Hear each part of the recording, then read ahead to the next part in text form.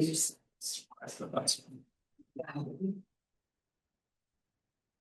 All right, good evening. Monday, June 1st, regular meeting of the Windsor Heights City Council. Roll call. Susan Skiris, Joseph Jones, Fletcher Berry, Here. Lauren Campbell, Here. Teresa Harms. Here. Please join me. Pledge allegiance. Pledge allegiance To the flag of the United States of America, and to the republic for which it stands, one nation, under God, indivisible, with liberty and justice for all. Thank you. Approval of the agenda. Roll call. Susan Skiris. Yes. Joseph Jones. Yes. Fletcher Berry. Yes. Lauren Campbell. Yes. Teresa Harms. Yes. Item 3, public forum. Time set aside for comments from the public on topics of city business other than those listed on the agenda. No action may be taken. Please come to the podium, state your name and address for the record, and keep your comments to no more than 5 minutes. Barry, You, bud. anything from you? Is there anybody online, Adam? No one online. Okay. Item 4, consent agenda. To approve. Roll call. Susan Skiris. Yes. Joseph Jones. Fletcher Berry. Yes. Lauren Campbell. Yes. Teresa Harms. Yes. 5A, consideration of second reading of ordinance 2601, ordinance adopting the Code of Ordinances for the city of Windsor Heights, Iowa. To open, or no, move to approve. Adam, anything? No additional feedback or recommendations for edits at this time, and previous ones that were approved at the last council meeting were submitted to Simmer and Corey, so they'll be still just waiting on updated draft with those changes, but I'll bug them again and get that for the third and final reading. Any discussion amongst council? I have a question, and this came, admittedly, I have not been able to go through and look at anything because it came through an email today, and then it came through another email today, and then it made me remember as I was mowing that I had questions about it, but I have not been able to look at the ordinances, so I'm not trying to put you on the spot. No. But we had issues that had come through with the police department on floodlights as they were super bright, more like grow lights that were shining into people's houses, into their house itself. And then, so that was the 3 different residents have complained now. And I know one had gone to the police department where they sent out people, they sent out officers to kind of look to see if it was bright. Did we change anything in our ordinance? Because I know we were looking at rewording some of the ordinance so that it would be a little bit easier to ask them to turn it down, for lack of a better term. That's not in one for 16. I can't recall off the top of my head. Let us look at it and we'll have an answer for you at the third reading. Excellent. Yeah, I recall the conversation and I think we talked about it, but I couldn't tell you where we yeah, landed. I do too. No idea if it's in this, because again, I have not been able to. It's a nuisance. Floodlights is a nuisance, but I don't know if it's easier to actually answer your question, but it is a nuisance. So Yeah, if it's not in this and we want revisions, we can always do that as a standalone too. We'll take a look. I just know that we had said that we were gonna look at it, and so since we said we were going to look at it, I would like it to be looked at. I agree with that. I remember the conversation, but it escapes me now. Yeah. But yeah, we'll look into it. Just wanted to bring that up, and Yeah. then there was no, as you can see by my hair, there was no real looking that after mowing, so it was a stress. I was stressed just to get here. So all right, anything else? Roll call. Susan Skiris. Yes. Joseph Jones. Yes. Fletcher Berry. Yes. Lauren Campbell. Yes. Teresa Harms. Yes. 5B, consideration of resolution number 2026-38, a resolution authorizing the execution and delivery of amendments to the 5th supplemental indenture of trust for the benefit of ChildServe Incorporated and its subsidiaries. Move to second. Really just listed this one under action items, just in case anybody had questions, because it's a bit of a unique situation, but the main points are there's a 2015 bond that the city was involved in for Child Serve. We have no debt obligations as part of that. I think our role in that is to ensure that it's properly secured and tracked. As a municipality, we have that authority. If we're involved in something, there's certain tracking rules for a bond like that. And so there's been various updates to those 2015 and 2022 bonds. Since then, they're making some additional changes, and so we are required to sign off on it. But again, there's no implications for the city in any financial way, shape, or form. And Aaron, I don't know if you've got a more legal explanation than I think you that. explained it well. I mean, it's just, you guys are kind of the source in which they can get the bonds, right? But it doesn't impact your debt ratio or anything like that.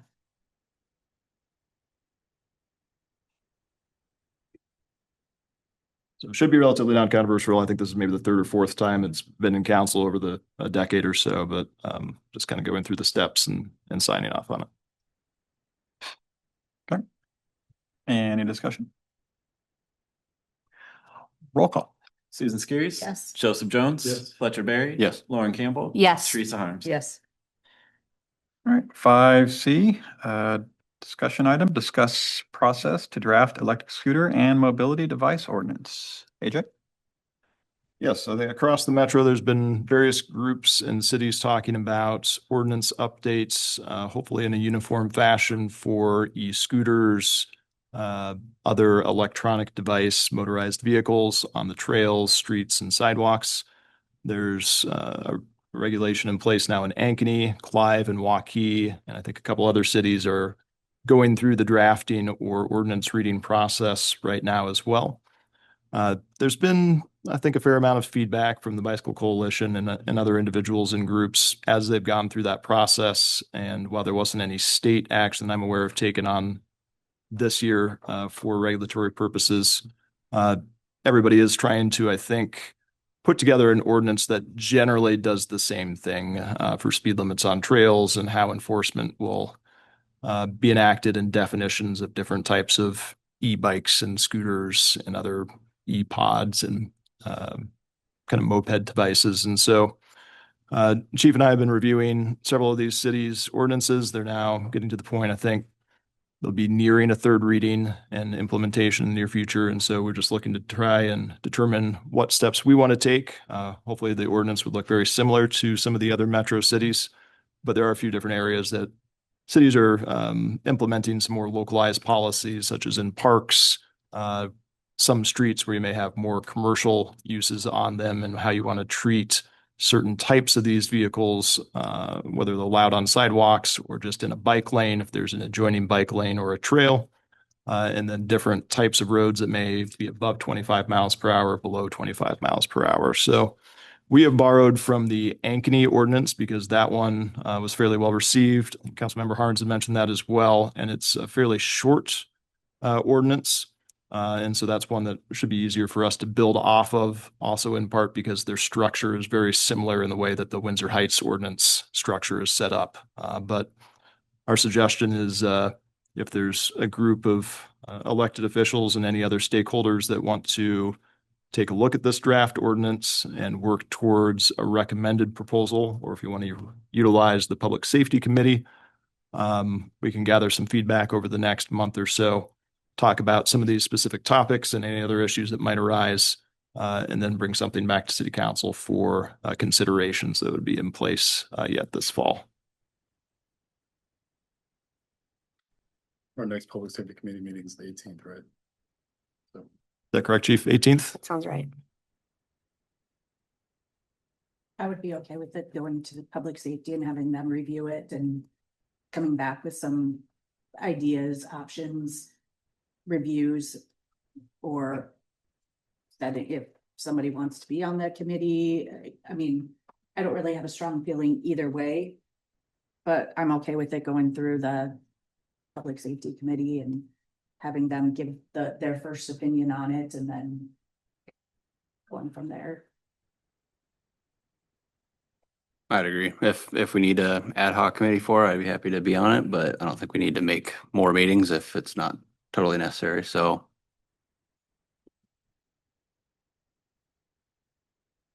I know Teresa, you're involved in this more than probably I am. Like, not probably, you are. Are you okay with Yeah, that? no, totally. I think it's fine. I think it'll be important to have resident feedback and still have residents on there, right? So I think that'll be important. So I have met with Urbandale and the Bicycle Coalition both on this issue as well. Because there was outreach. I think it's going to be really important to define or create basically a definition for e-moto because the legislature has not done that. Adam, I think I sent over to you today the Minnesota, how Minnesota, because I think it's a good definition. It didn't pass their legislature, it got introduced, but I think that's a good way to look at it.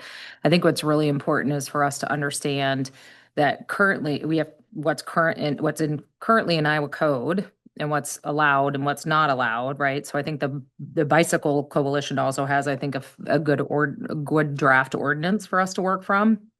And so understanding that, e-bikes are a certain thing, right? Motorcycles are defined, mopeds are defined. They all have certain speeds and certain, pedals, no pedals, how many tires, all of those sorts of things are out there. And then the issue is that these little, as I was coming here today, 10-year-old riding, really truly, it is a motorcycle that they're riding, and they're riding it on the sidewalk. And it is a motorcycle, and they're 10. So if you've got this motorcycle, because of the size of the engine, that's how you define what it is in Iowa code, then they should not be allowed to even drive that without a driver's license, because that's required for a motorcycle or a moped or whatever. Right, Chief? And so that's where we come into is we have to recognize what are these vehicles. And then I think the other side that's going to be super important is how do you enforce that, right? So Chief, if you have any thoughts on how are you going to deal with a 10-year-old or a 12-year-old that's out there driving what is otherwise defined as a motorcycle and because it should be licensed, moped should be licensed. The vehicle itself will be licensed, like registered. And then secondarily, you'll have the person is supposed to be licensed. So are you going to impound it? Are you going to call the parents? Are you going to, how are you going to manage that? And that's one piece that I think is that nobody's really defined yet. And I think that's what we have to dig into. And we have to define what these vehicles are because they're not defined in code. Has Waukee or Clive made steps towards that? So if a 10-year-old's pulled over, there's not a set limit of responsibility to the kid, to the parent, not a good action step on it. I think under 12, you can't, by law, you can't do that. Mm-hmm. It's be problematic. There's a couple different definitions used by cities in the metro or proposed definitions of what an e-moto consists of, whether that's certain kilowatts or cc's, but there's a little bit of variation in that definition as well. Because my concern is there's somebody that rides up and down our street. It's dark. They have no headlights, taillights, or reflectors or anything on it. I will give them credit. They wear their helmet. So there's a good point. But they also fly through the stop signs. So they're wearing dark clothing. They even scared the deer that were actually properly walking down the sidewalk. So it was Appropriately so. It was an amazing experience to see the deer were upset as they were walking down the sidewalk as they should. And I just stood there going, I hope I don't see this poor kid get hit because I barely caught the bike and it's not very loud. So there's lots of issues that way. And I just don't want to see somebody get injured, which is where we're at. And they've already had some injuries. We heard that. I don't know if you were there when Allison with the MPO was talking about it, but we have had injuries and death from this. There has been deaths. This is not something that we want. And I don't know that the parents understand maybe the depth of what they purchased for their kid, that it's not the e-bike like you see people like me with, riding on the trails on that. Well, and it looks child size. I Yes. mean, that, Yes, get I it. mean, I'm not faulting. I'm gonna the blame parents. grandparents. I'm assuming grandparents are the ones purchasing it. I'm just gonna put that out there. Just once a week, one of them passes me when I'm on my walk. And I come. So, It scares you, Yeah. kind of like the deer. Yeah. I mean, you know. So I think we need to really, like Teresa said, we need to have some definitions and I hope public safety knows what we're asking of them. I don't know, Teresa, if you have put that down, that, this is something that we need to look into, just to give them some options on what you're looking at, so that public safety, when they're talking, can kind of think through, because I don't think this is gonna be a one-stop shop where, you have your committee meeting and we come out with a proposal. I think this is gonna be something that is worked on multiple sessions and maybe even includes a work session with us. I don't want to give public safety something that, is not a reasonable expectation, but I do think that they should understand kind of what we're asking as well. I think it's gonna be really important to follow Iowa code definitions for e-bike, bicycle, e-bike, because the e-bike that's allowed on the trail per code is up to 20 miles per hour, right? So you've got that, so then you're not phase 3, whatever. There's like 3 different phases of e-bikes. The third phase. And class 2. Yes, class, yeah, sorry, Yeah. the right word wasn't coming to my head, thank you. So the class 3 is basically not allowed on the trail, right, per state code. So I think recognizing what is allowed on per state code, pulling that through, and then defining what are those other vehicles outside of, whether they're electric or gas, doesn't matter. And then defining what those things are, knowing that there is not a state, and that's where the Minnesota definition, I think, will come into play, that can be pulled from. And then I think looking at starting, what does Ankeny have? What does the Bicycle Coalition, because they just came with theirs after Ankeny passed theirs. And so looking at that and saying, we're starting with the Bicycle Coalition's draft ordinance and then tweaking from there. Did the Bicycle Coalition come out with that after Clive? Because I know that Clive, so they did come out. after They were Clive. still working on it. Yeah, Okay. yep. Because I know that Clive kind of tabled their issue for their meetings right now to kind of look at things a little more in depth. So, Right. as did Waukee, if I remember correctly. I think Waukees was voted, I don't know if it officially has been, but I understood from their mayor that it was going to be voted down and then they were going to restart. So. Of any of the instances that have happened, is there any risk to any of the cities for not having an ordinance or not having signage, or say something happens at Colby Park? Could we be held accountable for anything? No, you'd be covered by sovereign indemnity sections of the code, but I do think, I agree. I think most of our surrounding cities are taking a look at this right now. I do think it's going to be a conversation that's going to change over the years. I expect the Iowa legislature is going to do something, and then we're going to all have to revise our ordinances to adapt, but I think it's worth looking into.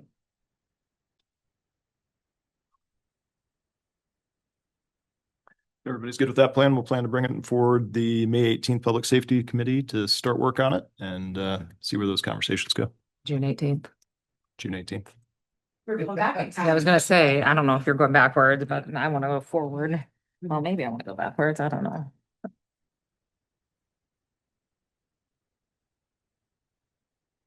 Okay, reports. Ms. Harms. Yeah, so I had the opportunity to attend the Polk County Cancer Coalition.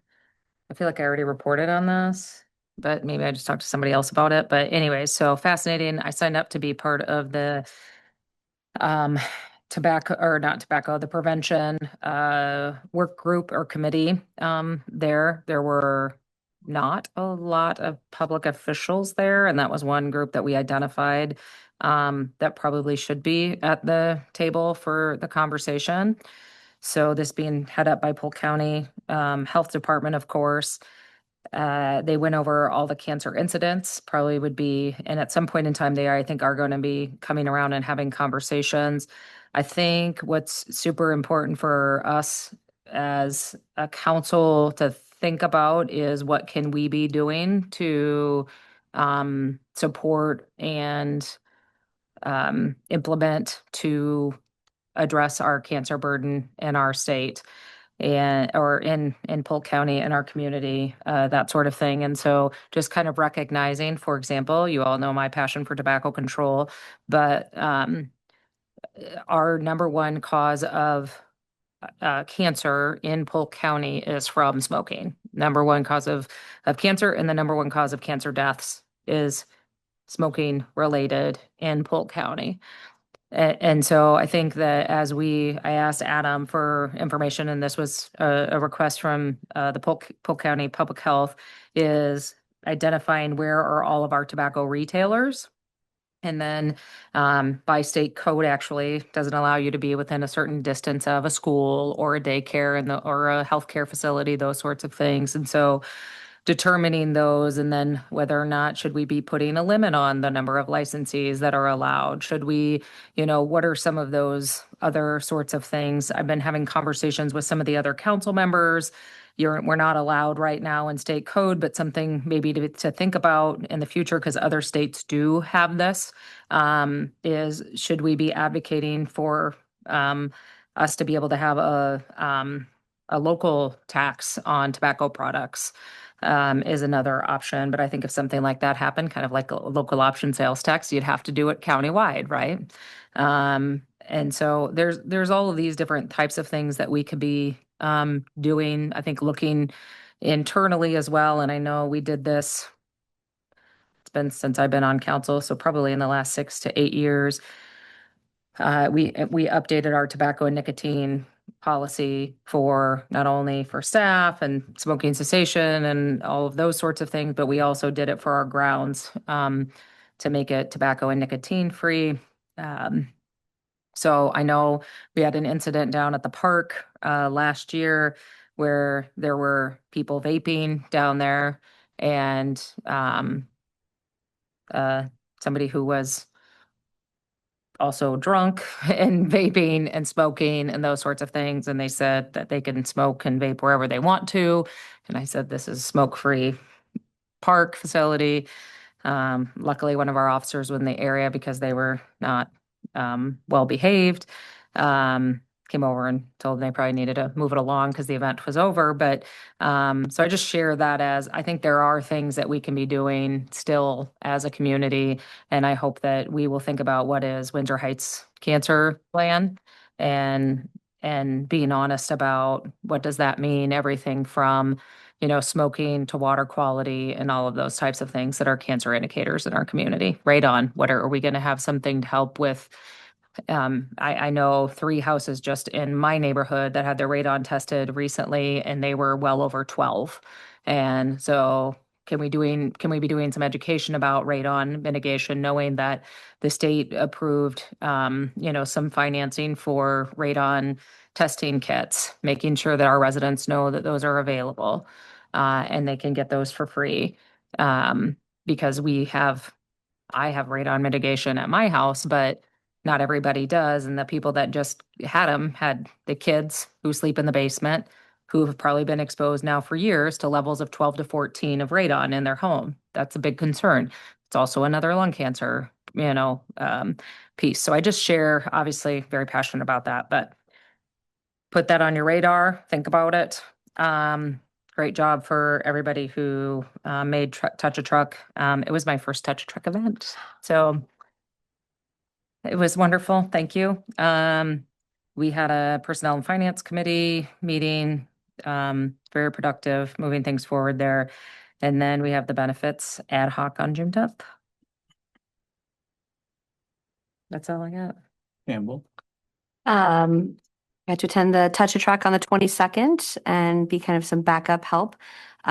Huge thank you to the Public Works, Police, Fire, and City Hall staff. And of course, huge thanks to Susan and Ashlyn from the Children's Museum for planning and getting all of those trucks down there. We may have a solution to any budget strain by fundraising to pull the fuses for the horns on any and all heavy machinery for next year.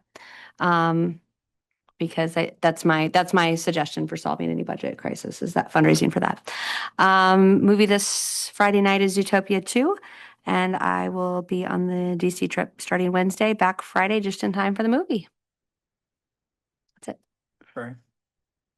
Attended the Icon Water Trail executive briefing, which the team went over updates for community leaders and stakeholders on the progress of the organization has had around the metro, including our access site at Colby Park. Had a great time volunteering at Touch Truck. Thanks to Lauren, Susan, and the special events community for putting that on. Despite the uncontrolled breakdown of the shuttle, I think the event went really well. Heard nothing but great things from our residents, guests, and vendors. Attended the DART tour of the new Route 4 with Susan. This is great to see DART reimagine this. It's great for our residents, great for integrating the metro. And it's great that Windsor Heights plays a big role in that and having two lines come through our community. And then I'm also very excited to be representing our community on the DM to DC trip. This is my first time ever in DC. So Wow. yeah, I'm very excited. Do all the extras. I'm going to be worn out. Yeah, I'm doing it all. I just Yeah. follow Joseph around. Follow dad. You're without mom, so dad will have to do. You'll have to call her if I get out of line. Yeah. All right. That's true. Put me on speed dial. Notice no one says follow Lauren around. Don't waste your time with that. John. Well, that was a good tee up. DART's, the new service will start 2 weeks from yesterday, so on June 14th, that's a Sunday. So excited about that getting started. We have a commission meeting tomorrow to continue to talk about the implementation and some other things. And tomorrow is primary election day, so if you've not voted, don't forget to vote. Polls are open from 7 to 8. Right. That's right. Vote. Miss Pick one Gary. tomorrow. Thanks to everyone who came out to volunteer at Touch a Truck. It was a good time. I will just mentally forget about the shuttle breakdown. Thanks for bringing up the bad memories. It was a little stressful there for a bit, but like every event, it goes off without a hitch. Nobody really knew that there were issues other than the few 50-ish people that didn't have rides. I don't even know where they're 25. I don't even know how many people at that point in time. They were not disgruntled. that's all Yeah, that I think matters. they had a good time riding in the ambulance. So Yeah, they had their own type of truck experience. Experience. They did. Just offered that for fundraising. That's There you right. go. And the people that I give a ride to, they said that the shuttle was part of what attracted them to the event, knowing that they could park and they weren't going to have to deal with the crazy. So they said it's still worth it, even though they had to wait a little longer. Good to know. We have the movie this Friday. We have 3 different vendors coming out for that, along with Des Moines Public Library. Zootopia 2 is on duty for the movie. Let's see. Went with Fletcher on the DART tour. That was interesting. Got to ride the new Route 4 to see how it goes. I'm kind of excited because now I can go from here to Valley Junction in 2 weeks for any of their events without having to drive and deal with the traffic and trying to park. So that'll be fun for me once I figure out how to ride a bus. I'll teach you. It's easy. Let's do it. Andrew can do it. I Mhm. was told that there's an app and I do have pictures of Fletcher putting the bike on. They taught us how to put the bike on and off because there is a science to it. Don't ask me to do it because Fletcher did it. So I just called him up.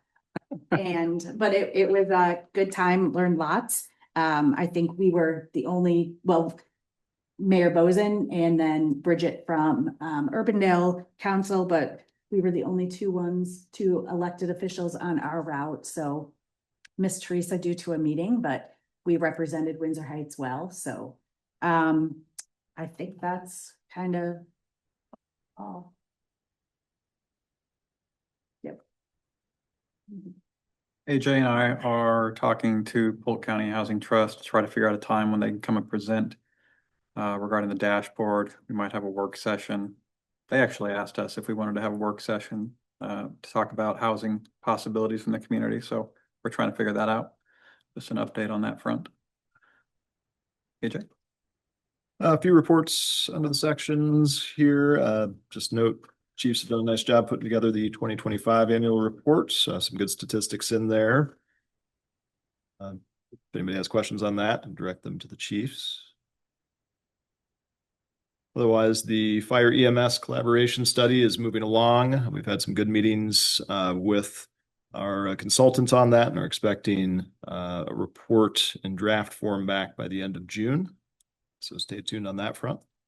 And just a reminder, the 2024 ordinance on stormwater does move our stormwater rates in 50-cent increments every 2 years. So we're currently at $9 per ERU, equivalent residential unit. That will bump up to $9.50 July 1st, 2026, and again in 2028 and 2030. So just over a 2.5% increase on the current bill here in 2026. We also did go through all Windsor Heights properties last year and updated the ERU calculations for any renovations, pavement removals, errors, other issues that we could find. So they should be fairly accurate and reflecting all of improvements up till 2025 at least. But we'll coordinate with Des Moines Water Works a notice in the water bill for that rate increase and put that information, updated information on our website and other communication channels as well. Also have included in here just a brief update on the 73rd Street trail closure. The trail is open now at the park, but work is continuing at 73rd Street there north of Citywide. We have a couple water connection creations and removals at Citywide that'll directly impact the trail. And then we'll continue to have work adjacent to the trail with the heavy machinery. And then as they get ready to pave, you'll continue to have kind of an edge of that road that they've cut out alongside that trail up to pavement's end. So our current plan is to reopen the 73rd Street trail, hopefully by, Justin, still looking at the end of July, thinking end of July, when we would have the approaches and the street paved on the south side of the 73rd Street project. And then they would continue to work north where the trail is behind the houses. There wouldn't be any impact there. And then hopefully have the 73rd Street project open in August. But we continue to have concerns that opening it periodically to users could be confusing, and that our equipment operators who are already watching the residents that have to kind of traverse in that area. If you add additional e-bikes, scooters, mopeds, which are consistently taking down the fence and using it regardless, as we see every time we're out there. But if you add more of that into the mix, you're just causing a potential recipe for disaster. So I know the detour right now along 70th isn't ideal, but it does seem like it's the best option from a safety perspective, particularly with a couple of residents with accessibility issues on that portion of 73rd Street that are being shuttled by Public Works currently. And eventually when the trail work is completed, also maybe using that trail infrequently for their own needs as well. So that is our current plan. We welcome any feedback on that or other ideas, but we've kind of banged our head against the wall on it a while and continue to believe that it's best to stay the course, keep moving the road reconstruction project forward and reopen it when we can safely do that.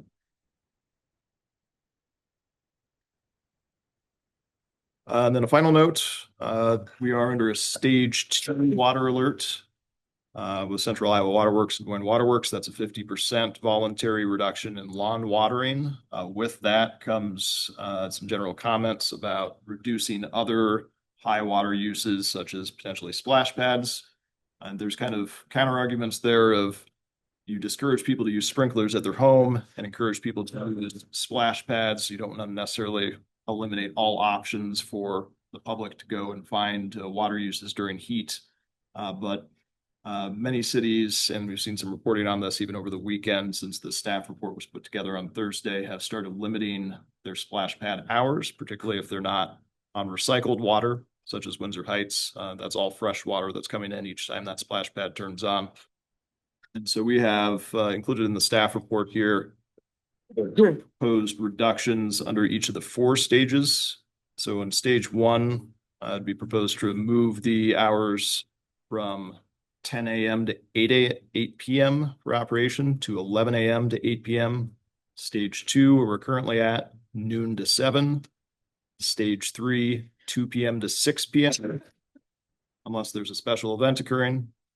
Then stage 4, which is the stage where you're doing water rationing, completely close down the splash pad, barring some sort of special occurrence.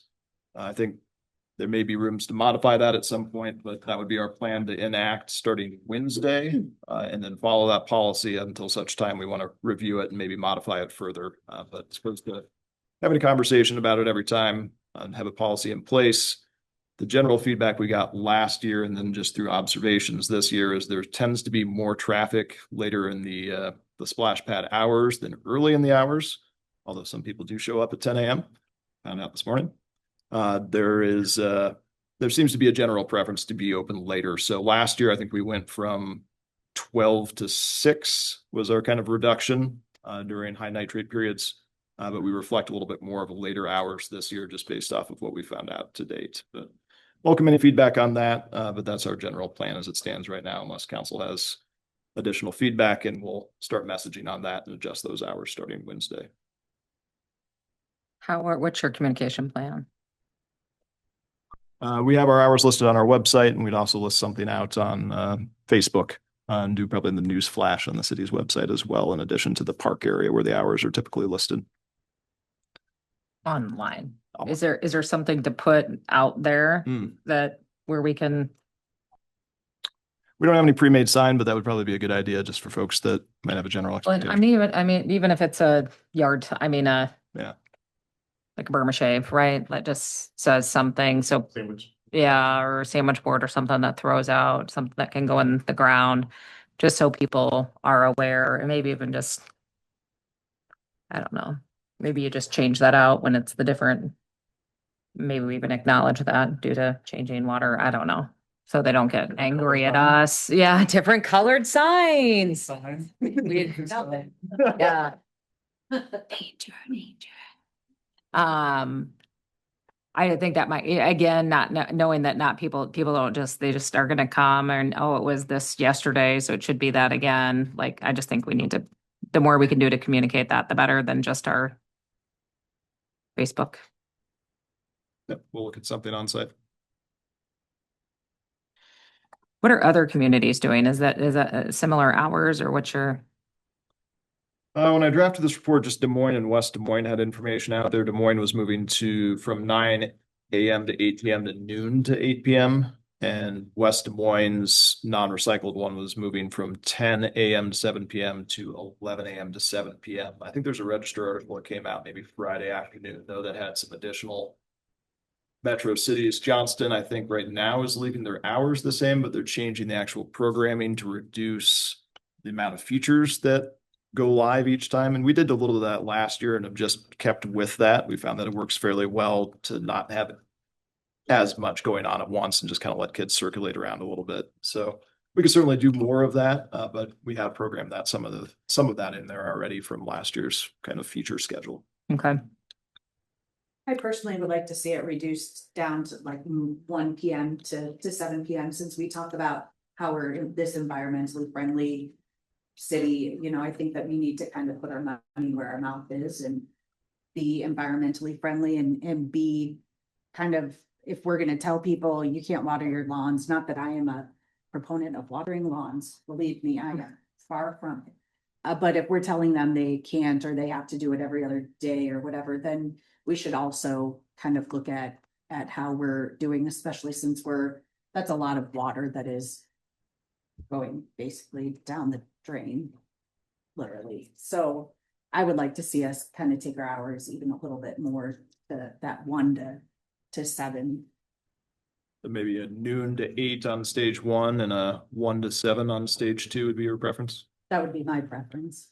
I'll just say the hottest parts of the day. I mean, right now, of course, it's not miserable out yet, but I think Okay.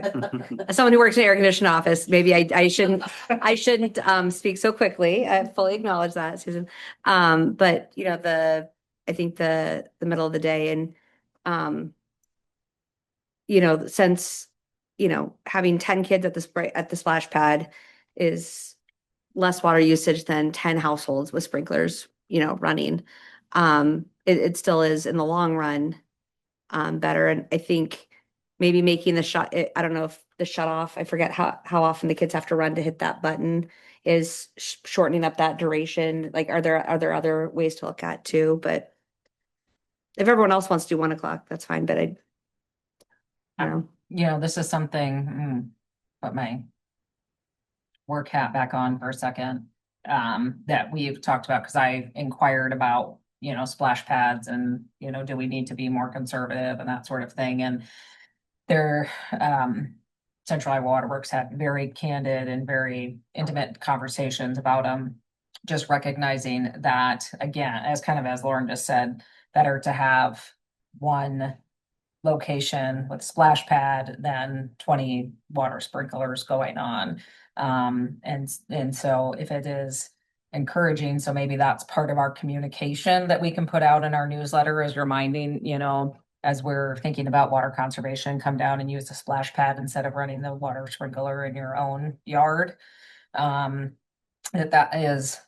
is part of it. The other thing that I was going to ask is, do we have any other programming going on? Because I know like some of these sites are like also food, like summer food program locations and stuff like that. So I didn't know if we had anything like that going on. When does the Y start there? Summer camp. Next week. And they do have the ability to use the splash pad during what we perceive at least as lower volume times, but we have modified that last year when we had to do hour restrictions with them and gave them a little more flexibility. But it's a situation we're likely to be in again this year. And because I want to say it's 10 to noon or something like that is the prescribed hours that the YMCA would use it. So as we push back the opening date, they would either be excluded or we would need to include them on a different time frame. What is our busiest time frame that we have kiddos coming in? Do we know that? Early afternoon, So like 3, 2? I would say from probably noon to 3. Or it picks up again in the evening. We have a window during the noon hour and then that 4, 5, 6 o'clock hour. When school gets out, that might change, but the trend has been kind of during the noon hour and then early evening or that time. The school's out for most, not yet. Des Moines, I think it's out tomorrow or the Yeah, next day. tomorrow. Yeah. Tomorrow, I think, is probably the last day for most.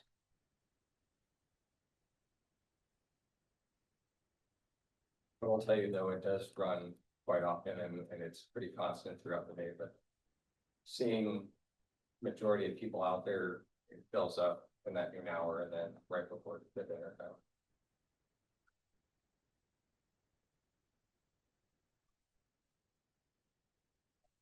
Do you want a splash pad action item?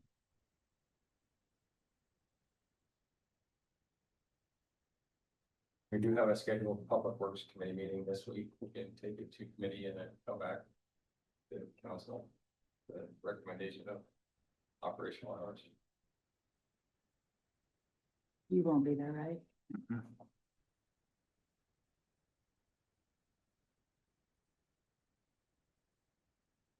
Yeah, I think one piece is just try not to frequently change the hours. I think aligning it with the stage reductions is one piece. But that's part of the reason we've held off on changing it up to now, is getting some council feedback so that once the policy's in place, hopefully that can carry out throughout the summer as the stages may move, but our policy would be the same at least this year, and maybe revisit next year unless we see some dramatic change. So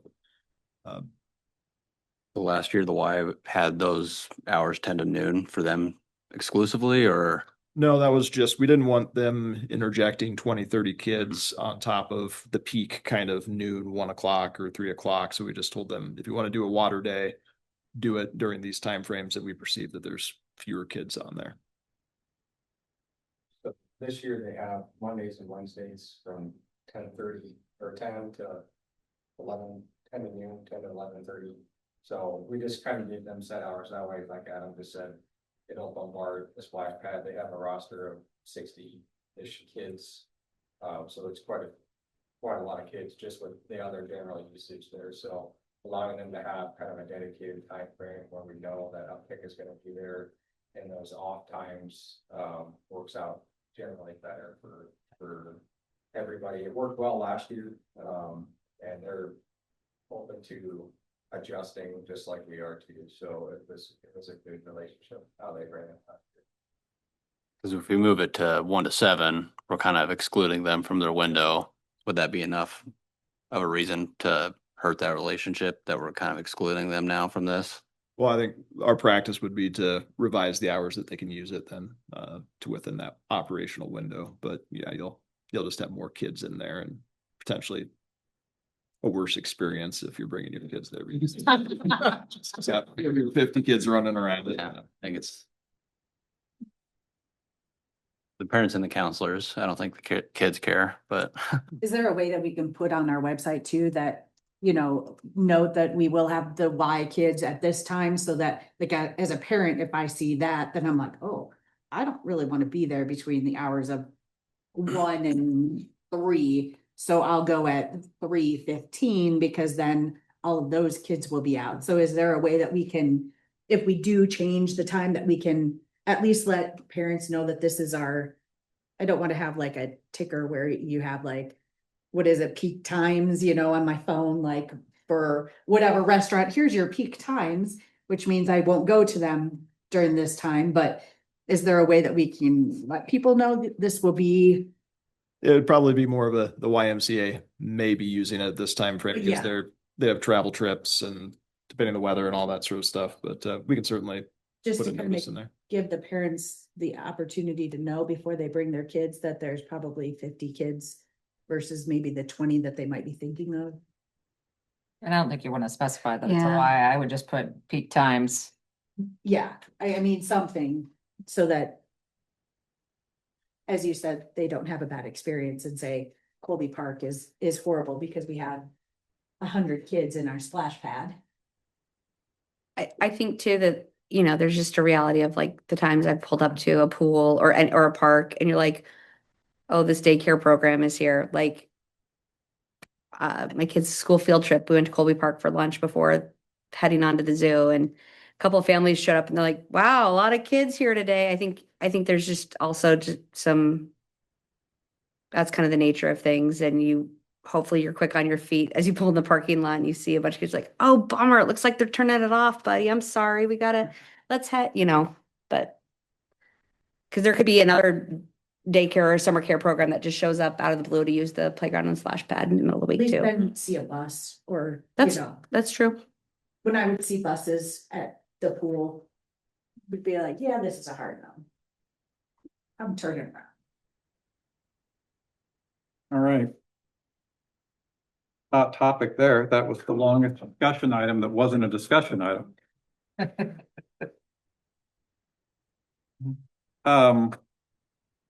Is there a motion to adjourn? Yes. Just for clarification, we will impose the staff recommended time frame starting Wednesday unless there's a general sense we should not. And then if the Public Works Committee would like to revise that Well, further. we'll chat about it at Public Works Committee as well. Okay, So we're all in the same. yep. Roll call. Susan Skiris, Yes. Joseph Jones, Fletcher Berry. Yes. Lauren Campbell. Yes. Teresa Harms. Yes. Okay, so